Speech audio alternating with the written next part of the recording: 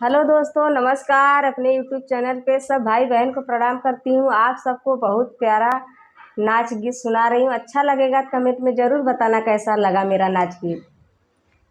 के न जाला उर्बी पूर्वी, के न जाला पटना की, के हो जाला ना काल कतवानो करिया की, के हो जाला ना काला कतवानो करिया की, के हो जाला ना के लियावे सुगवन साड़ी, के लियावे कंगना, के हो लावे ना हमरे मांगी के सिंदूरवा की, के हो लावे ना हमरे मांगी के सिंदूरवा की, के हो लावे ना ससुरु लावे सुगवन साड़ी, भसुरु लावे कंगना की, सैया लावे ना हमरे मांगी के सिंदूरवा की, सैया लावे ना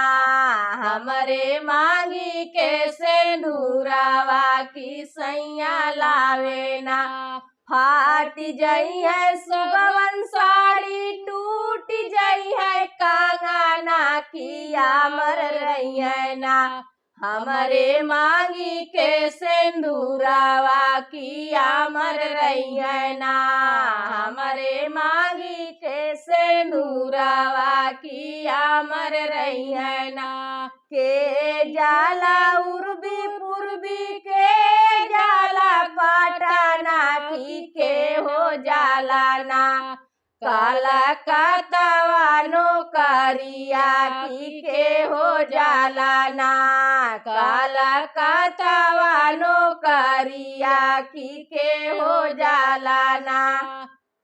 अगर ये नाच गीत अच्छा लगेगा तो कमेंट में ज़रूर बताना कैसा लगा।